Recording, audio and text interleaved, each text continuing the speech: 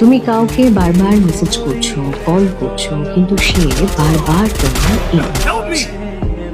এটা তো একটাই সিম্পল মানে যে সে তার জীবনে তোমায় চাইছে না। অথচ তুমি বারবার তার পেছনে ছুটছো। কেন? তোমার কোনো সেলফ রেসপেক্ট নেই?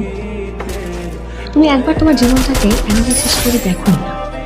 তোমার জীবনেও তো এরকম অনেক মানুষ আছে যারা